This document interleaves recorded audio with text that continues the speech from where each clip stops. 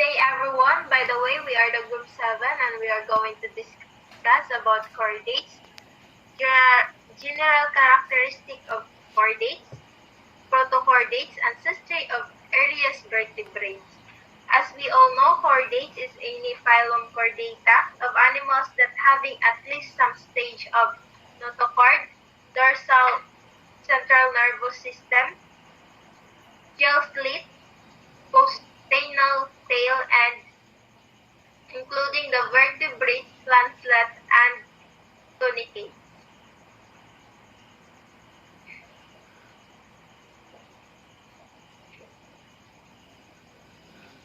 Chordates is animals that most familiar to most people belong to the phylum Chordata. The Chordata is consists of animals with a flexible rod supporting their dorsal or backside. The phylum name derives from the Greek root word chord meaning string.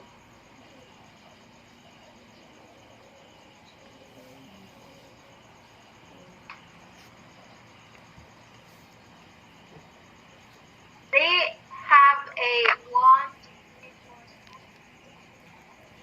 10 characteristic of phylum Chordata. First is the lateral symmetry, segmented body, three germs layer will develop volume. The second one is notochord, a skeletal root present at some stage in life cycle.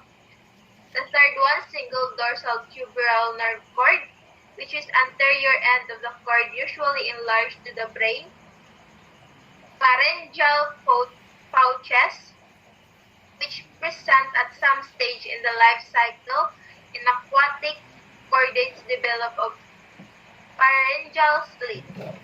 The fifth one is postenal tail, usually projecting beyond the anus at some stage but may or may not persist. Segmented muscles is an unsegmented trunk and ventral heart with the dorsal and ventral blood vessels, closed blood system, complete digestive system, and endoskeleton, which may present in majority of members.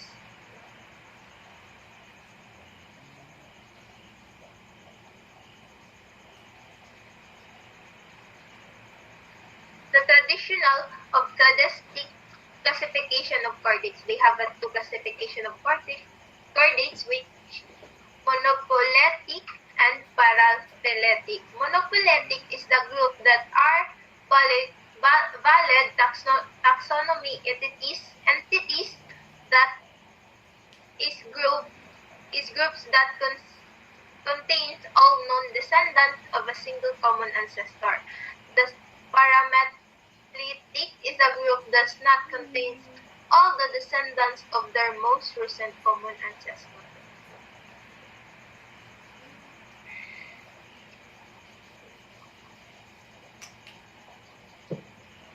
The four chordates hallmark, which is notochord, dorsal tuberal nerve cord, pharyngeal pouches, and postenal tail.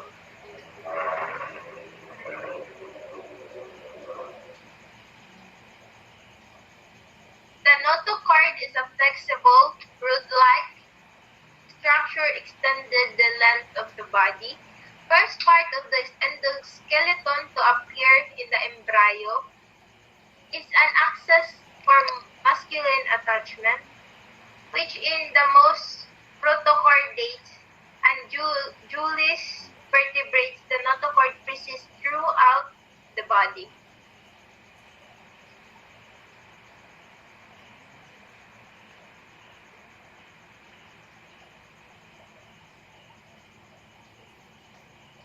The dorsal tuberal nerve cord is a hollow tube derived from the ectoderm during the embryonic stage of vertebrates.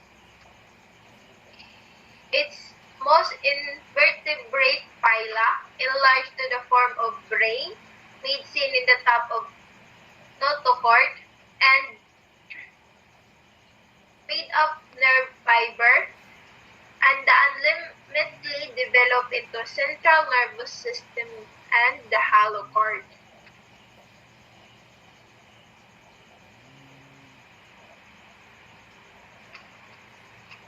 Pharyngeal gel pouches and slit. Pharyngeal gel slits are perforated slit-like openings that leads from the pharyngeal cavity to the outside and respiration and feeding.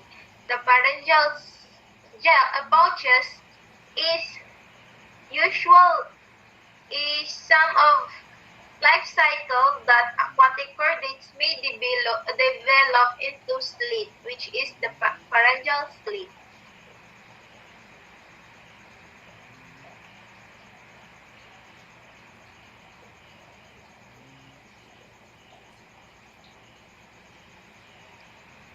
Costanal tails need their free-swimming existence. Wongable tail as adult. Wongable means is capable of swinging or making movement side by side. Posterior elongation is a part of body that extends beyond the anus called costanal tail.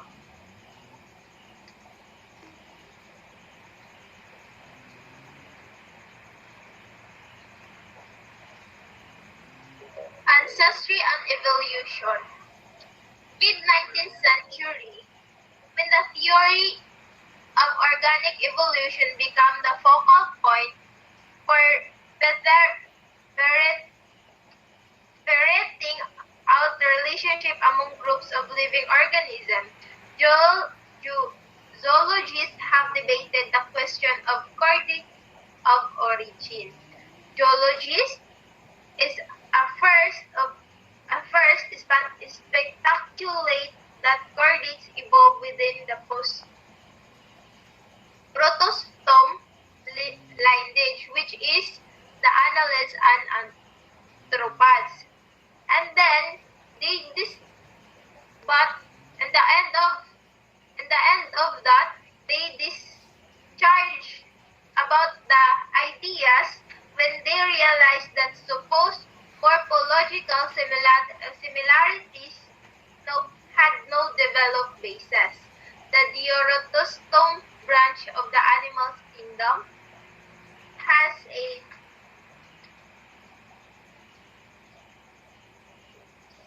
six,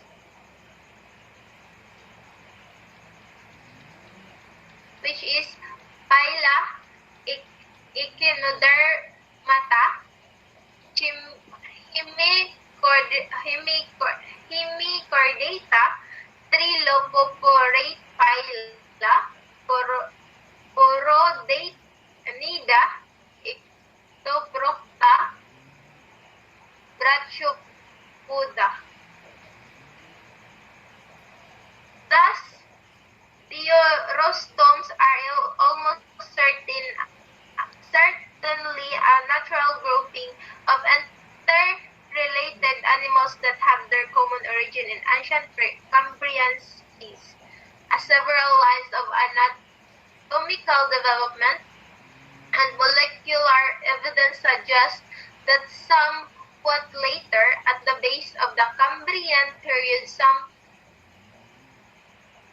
570 million years ago, the first distinctive chordates arose from the lineage related to echinoderms and hemichordates. While modern echinoderms looks nothing at all like modern chordates, evolutionary affinity between chordates and echoderms gains support from fossils evidence.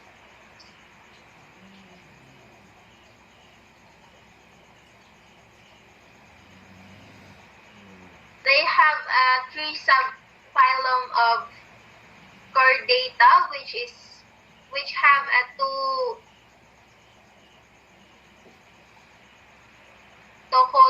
column, invertebrates and vertebrates. Invertebrates have two subphylum, Orochordata, which is tunicates. Second one is subphylum Cephalochordata, which is lanceolate or amphibious. The separate one is species, amphibians, reptiles, birds, mammals, and also humans.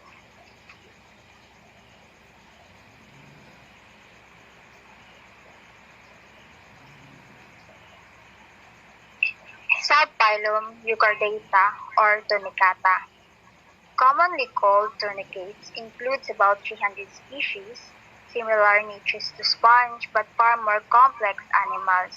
Filter feeders, diatoms and other bits of food caught in gills sleep. Leathery or tonic, secreted and covered the body. The euchordates or tail chordates is more commonly called tunicates, includes about 300 species. They are found in all seas from near shorelines to great depths. Most are sessile or nakapermanent lang siya, and ang uban pod kay free living.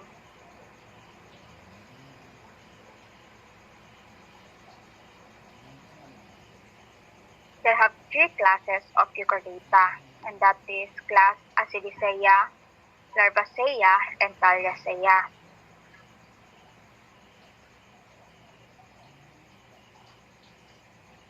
Class Acidicaea, these are sedentary tunicates. Body is covered by a test. Pharynx is large and contain gilled slit. Notochord, nerve cord, and tail are absent. These are bisexual animals, divided into two orders, and that is Interrogona and Pleurogona. Acidicaea are most common, diverse, and best known. It is often called sea squirt. Most of Acidicaean species are sessile animals, sometimes attached to rock or any hard substrates.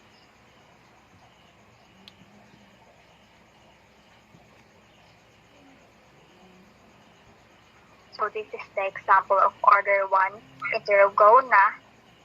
So this is called Acidicaean Shona.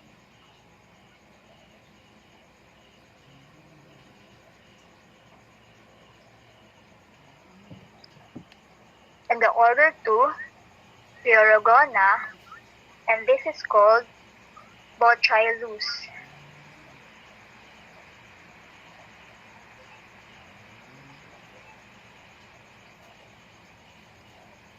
So, this is the metamorphosis of solitary Ascidian form of free-swimming tadpoles larva stage. The next one is class Larvaceae. These are free-swimming pelagic tunicates. This house is useful for filter feeding. Two gilled slits are represented. Notochord and nerve cord are persistent.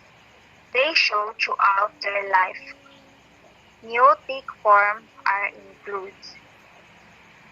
Larvaceae or Appendicularia are curious larva-like pelagic creatures, shaped like a bent tadpole. In fact, their resemblance to larval stage of other tunicates has given them their class name Larvaceae.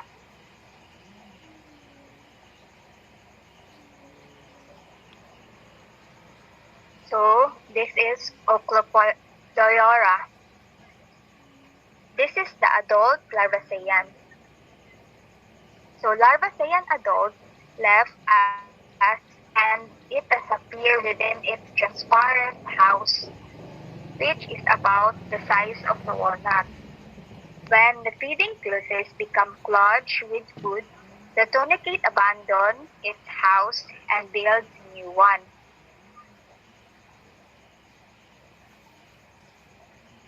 So, third one is class Thaliaceae. Free-swimming and pelagic forms, covered by transparent test. Notochord, nerve, and tails are absent. in the adult. Asexual reproduction is by budding, divided into three orders. Thaliaceae, known as thaliaceans or salps, are barrel or lemon-shaped pelagic form with transparent gelatinous bodies that some species reach are nearly invisible in sunlit surface water. Thaliaceae Thaliaceae are believed to have evolved from sessile ancestors as did as Ascidians. So there have three order of Thaliaceae. One is Doliolida or Sidolaria. This is called Dololium. And the order 2 is Physolomda, or example of this is called Pyrosoma. And the order 3 is Sabda. And this is called Salpa.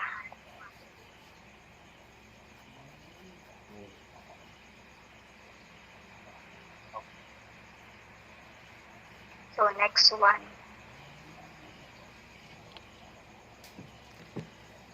Phylum Cephalochordata Christian. Lancet.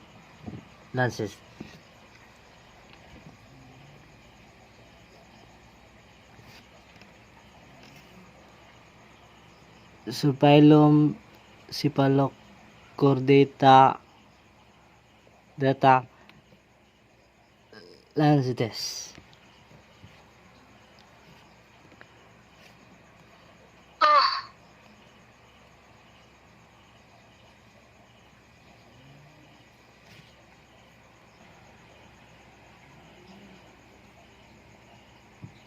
Amphioxus. Interesting. Basic chordate characteristic in a simple and obvious form because of its transparency. Lancelets. Blade-like shape as larvae alternate between swimming upwards and possibly sinking to eat plankton. After metamorphosis into adults, they burrow into the sand, leave their head exposed to filter in food.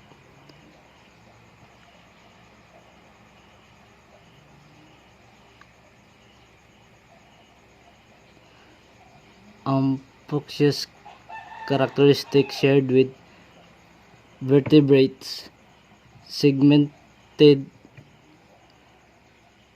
myomeres, dorsal and ventral aortas, and branchial gills or arches.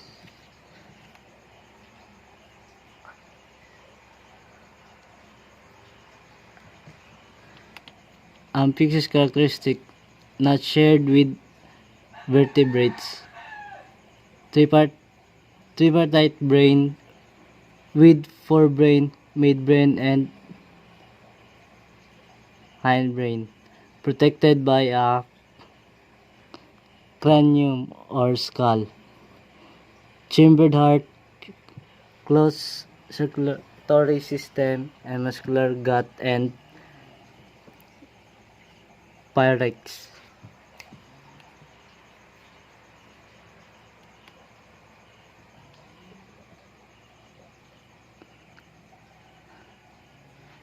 Digestive system. The large mouth lies under the rostrum and opens into a spacious vocal cavity. The mouth is surrounded by a ring of tentacles like vocal cirri or oral cirri. These are involved in preliminary mechanical sorting of food particles and are probably chemoreceptive as well. The roof and walls of the vocal cavity form the oral hood.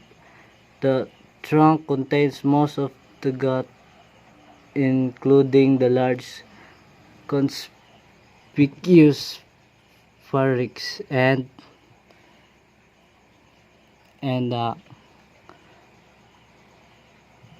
everything. Musculature. Musculature.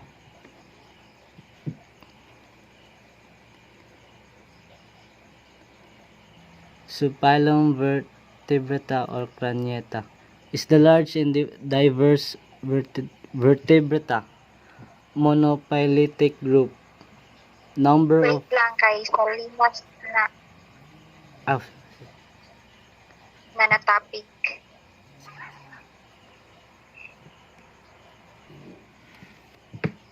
Subphylum Vertebrata is the large and diverse vertebrata monophyletic group. Number of homologies: Craniata, cranium or bony or cartilaginous brain cases. Ang vertebrata kay kanang mga humok, bukogon niya klase, humok ug bukog unya mga bukog.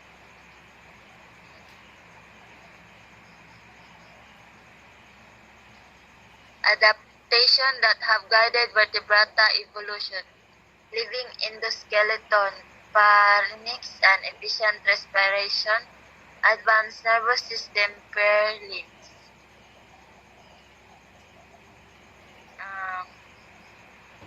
Ang living endoskeleton kay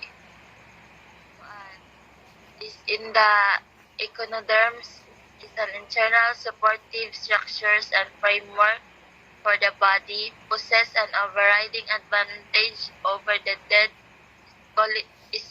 exoskeleton of arthropods, form an excellent joint scaffolding for muscles, and the muscles in turn protect the skeleton and cushion it from potentially damaging impact. The endoskeleton was probably composed initially of cartilage that later gave way to bone. Kana siya, ang cartilage kay kanang mga humok nga part nga bukog.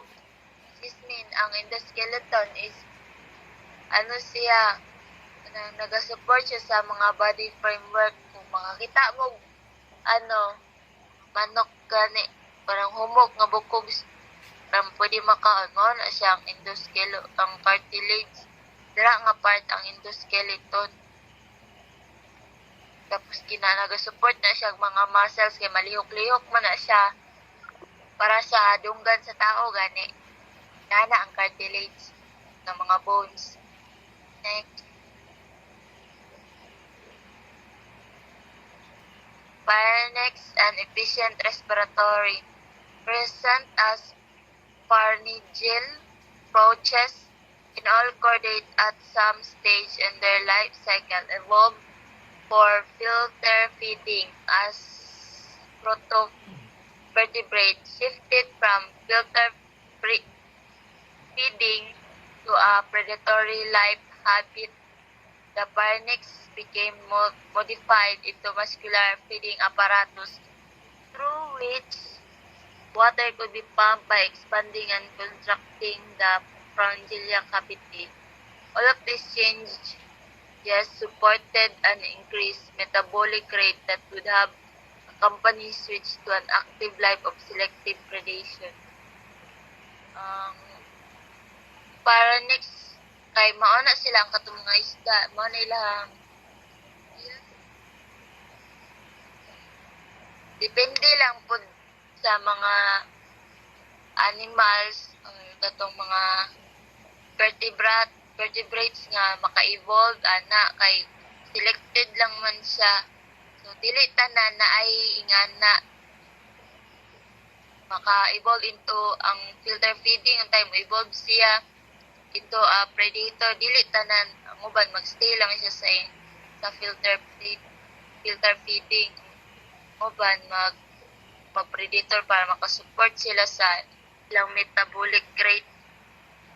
Tapos makaano sila o makaselect sila mga ilang active environment gani nila. Ana lang.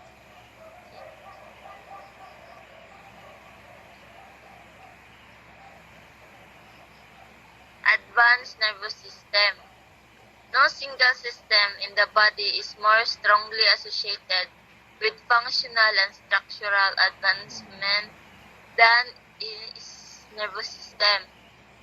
Development of the vertebrate head and Bernstein's organ was largely the result of two embryonic innovations present only in vertebrates, the neutral crest and epidermal placodes. The epidermal placodes are plate-like ectodermal thickenings. The term palacode derives from a Greek word meaning plate that appear anteriorly on either side of the neural tube.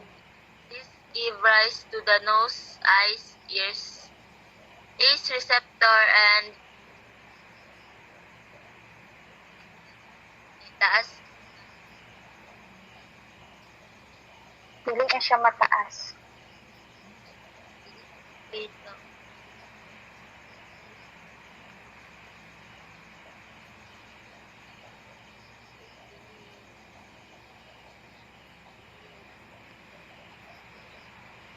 That's that.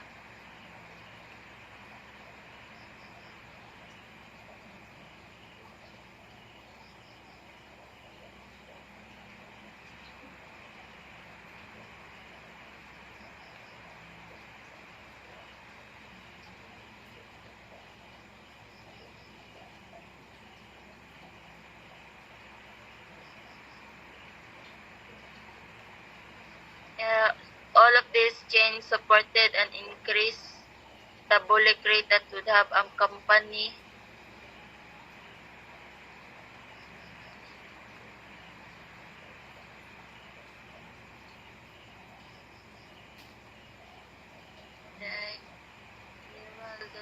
that give rise to the release of receptor. Kuan,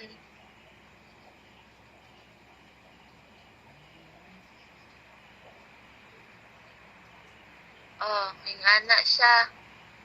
Mga, ang advanced nervous system kay para siya sa mga sing,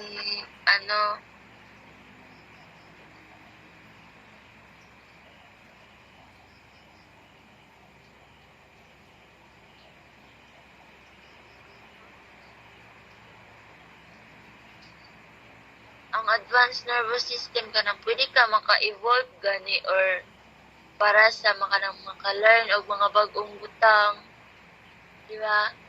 Like mag-adapt sila sa ilang environment, mag-support sa ilang kuan, sa ilang living system para sa mga tao. Kita natay kita natay nose, ears, o depende pag maabot ang panahon magka-evolve siya. Same goes for animals. Paglahi po nilang taste receptor, ilang eyes o ears, ilang hearing, mag-enhance sila ba. Ganang na siyang advanced nervous system. Dili lang ka magstay sa isa ka butang or dili ka magstay sa isa ka common trait gani murag evolve siya kadugayan mo na siya ang advanced nervous system. Next.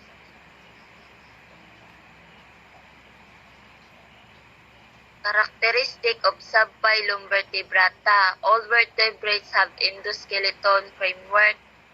All the member possess cranium, but vertebrates are usually due to the presence of vertebral column. The group derives in a name from this structure. The notochord does not extend beyond the brain.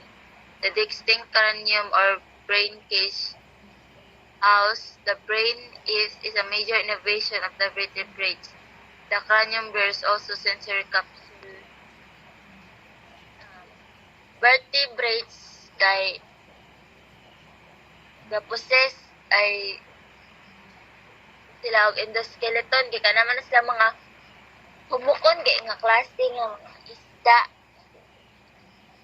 birds, amphibians, any kinds of animal nga naay kuan humok nga part.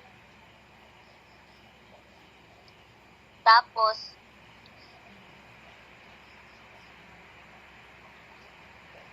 pero dili tanan vertebrates na ay kanang mga endoskeleton. Ang example sa kana anang endoskeleton gani kay kanang paras anang isda, di ba ilang gills kay ginasuportahan sa atong ilang hasang ba ginasuportahan kay bones ngana ang cartilage ngana ang endoskeleton parang naga-support siya kanang mga sa tawag anay nag-support siya sa isa ka function gani sa isa ka animals. Humok siya, so malihok-lihok siya. Ang pula na mga isda, amphibian, kanam sila gills, di ba, ma-extract nila ilang mga asang para makuha mga hangin or pasulod ang tubig, good.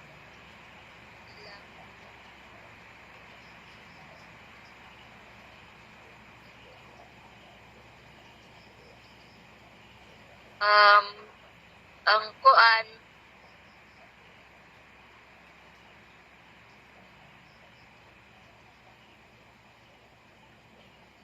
all vertebrate possess a well-developed head.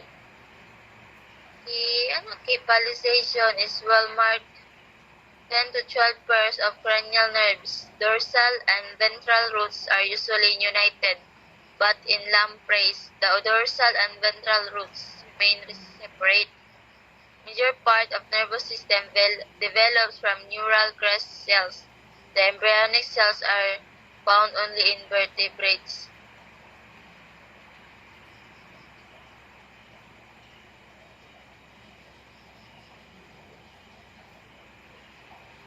Kana sila,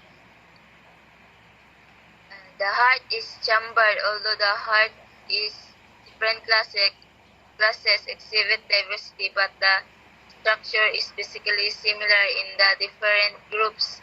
Distinct blood vessels and red blood corpuscle are present.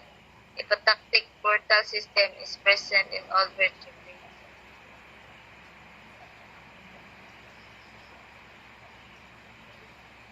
Ang mga nila is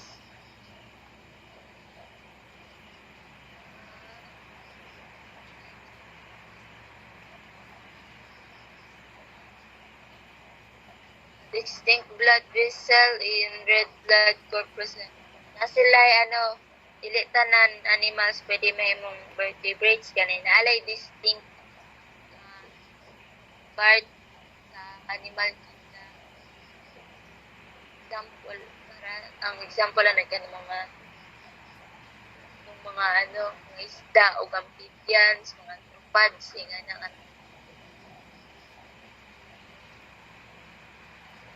nala sila. Paired limbs, pectoral and pelvic appendage are present in most vertebrates in the form of paired fins or joint legs. Siya, ang paired limbs kay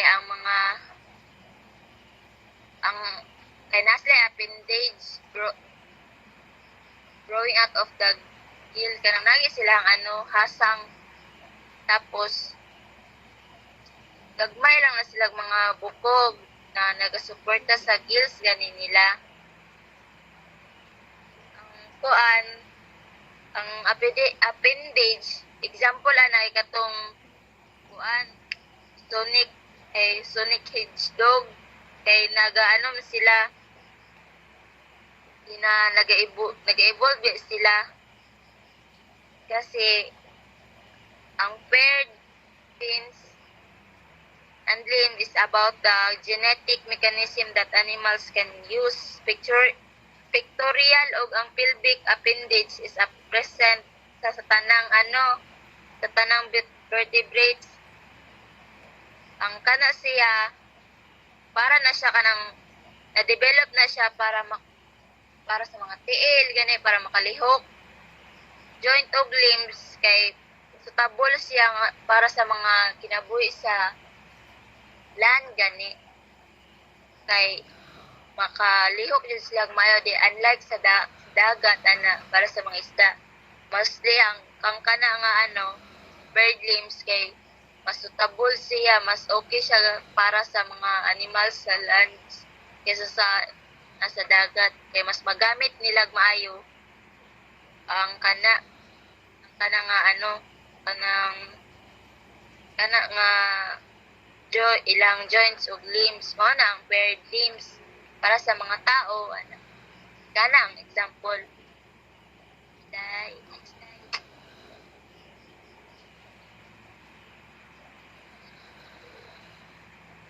The search for the vertebrates ancestral stock. The earliest vertebrate Paleozoic fossil, the jawless ostracoderms species shared many novel features or organ system development with living vertebrates. This organ system therefore must have originated in either an early vertebrate or invertebrate chordate lineage, which one exception hardly any invertebrates chordate are known as fossils. Ang kani daw sila na naana daw ang mga vertebrates nag-evolve lang sila kay makita man sila sa mga fossils gani nga gistudyan sa mga scientists. Mao to sila nakita nila og kanang kuan kanang fossils ang mga animals. Example dira kay armored jawless species called ostracoderms. Kana siya nakita na siya sa nga na siya forma. Ang kanang mga early vertebrates kay nakita na siya sa Cambrian deposit United States, India, Australia. Dahil siya nakita, dito siya nag-start nga lugar. Dadihan dayon nila. Ang mga jawless gani ka ng mga walay panga, ibig sabihin diretso na siya baba. Anang humo kay lang kuan mo siya ganay. Brag ganang linta ba oroy ana. Yan na siya. Nay mga ngipon mamaak sa imuha. Next po. The amocute larva of lampreys as model of the primitive vertebrate body plan have long slender body with an oral hood surrounding the mouth. Filter feeders produce current by muscular pumping action. Play the most primitive condition for this characteristic of any living vertebrates. Kaning kuan ilang kuan ilang naong para sila kanaging pero daging nga wala pa na develop para sa anang mga gapi kita mo gapi nga bago pa big ana siyag ng filter feeders gagmay kay mga gagmay ni sila nga klase da mga gills para sa mga sharks nga na mo na sila then puros na sila kung tanawon mo sila mura sila gulay unod ay gulay bukog gani mura sila mga wali bukog mura lang sila kay ang ilang bukog is humok lang ana lang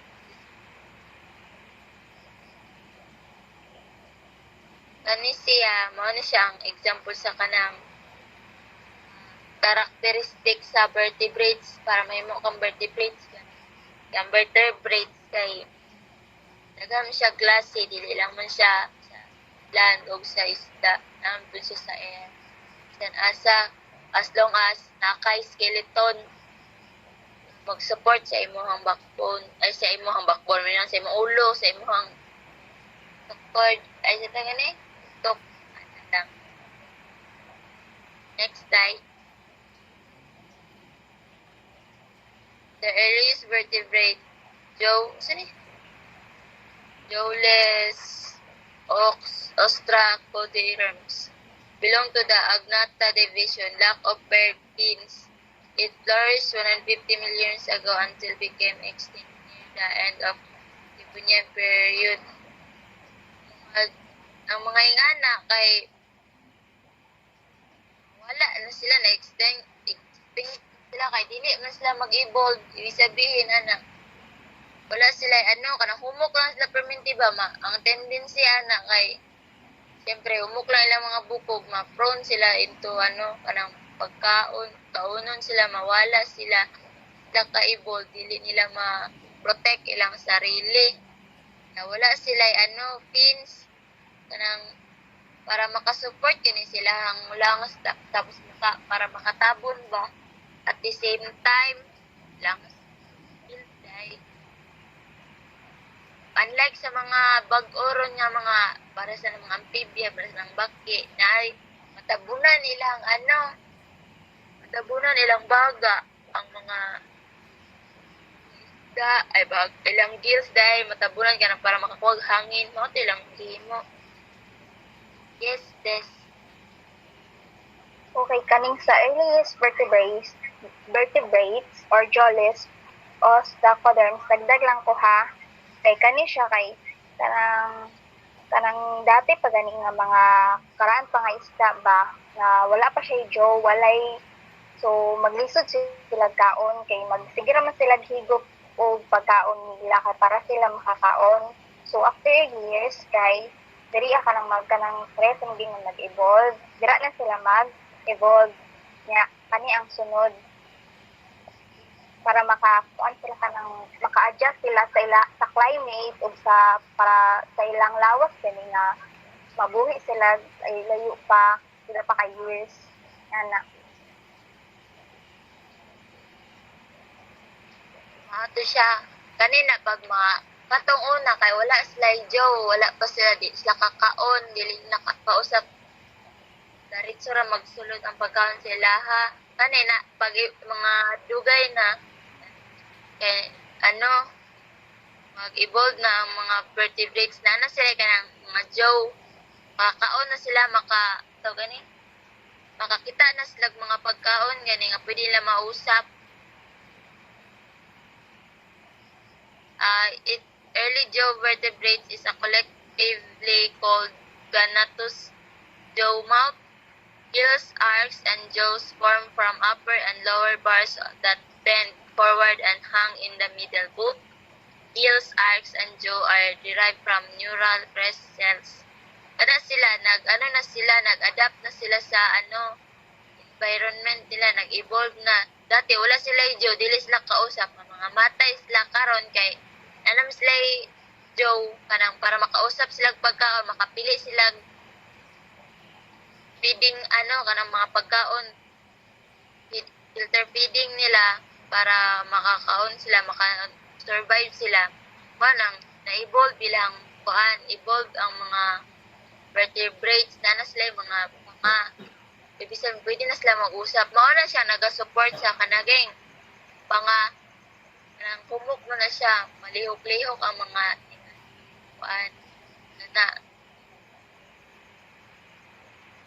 next slide.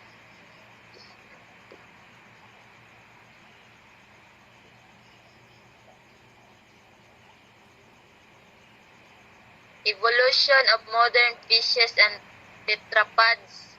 Reconstruction of the origins of the vast and varied assemblage of modern living vertebrates is based, as we have seen, largely on fossils evidence.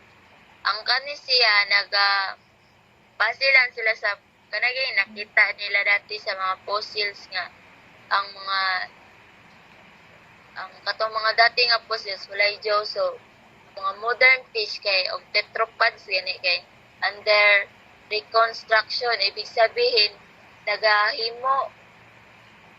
himo pa ang origin nila. Daghan kay sila kasi daghan sila klase nga variety ba para mahimong living vertebrates. Daghan sila gihimo para makasurvive ang karon nga mga fish kas mga fishes o mga tetrapods. Especially di ang ilang na-evolve drug man o kaya na ilang panga kay sa gills. O man siya ang kanang common nga gi-evolve kanang common nga sa gani. O siya ang main nga gani sa mga vertebrates. Mostly ilang panga o ilang gills i-evolve para makasurvive o maka-adapt sila sa environment.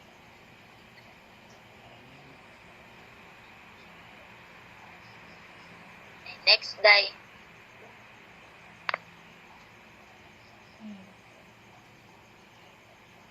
Creatana, Agnatha, jawless fishes, chondrichthyes, sharks, cage rays, and chimeras.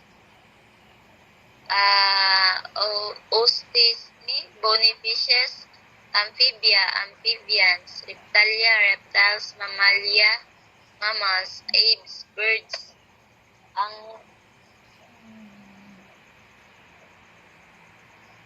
Ang kuan, ang kaning asa ni? Creatana. Mao ni siya ang alternative name sa kaning vertebrates group gani. Ya, example ana nila kay kaning kani sila mao ni sila mga example. Tawag ani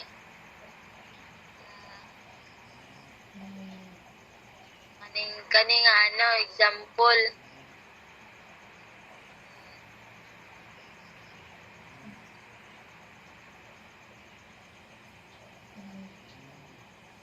Okay, this.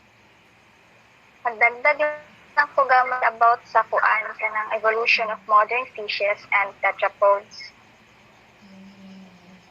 Wait lang.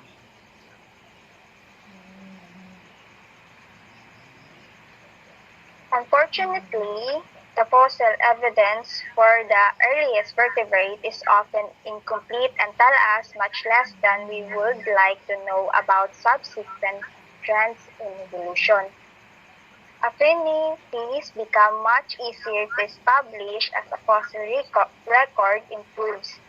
For instance, the descent of birds and mammals from early tetrapod ancestors has been worked out in a highly convincing manner from the relatively abundant fossil record available by contrast the ancestry of modern fishes in shrouded in uncertainty. Despite the difficulty of clarifying early descent for vertebrates, they are clearly a natural monophyletic group distinguished by a large number of characteristics. So, kani siya, tungod sa mga nakuha gani nga fossil sa mga sa kanang scientists kay napatunayan nila nga ang bawat characteristic sa kahayop kay may similarity. Then, nag-come up sila idea about sa pag-evolve bantog sa mga nakalap nilang mga fossil, ginatanaw nila kung unsa ang naa didto nga characteristic nga naapod sa karon nga modern nga fishes nga nakuha nila sa fossils nga nakuha nila. So that's all na akong madagdag.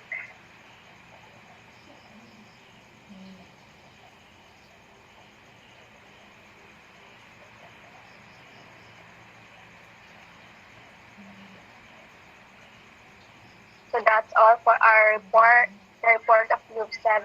Thank you for listening. And bye, everyone.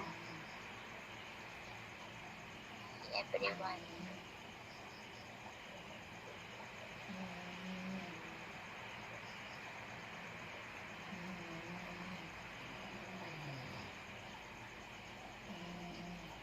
Record na ni mo, Christian.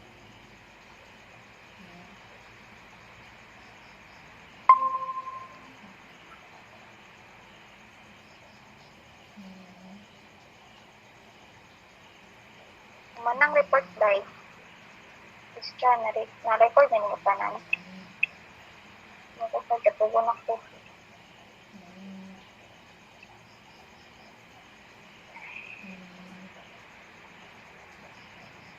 Wa na, katulog, sigod.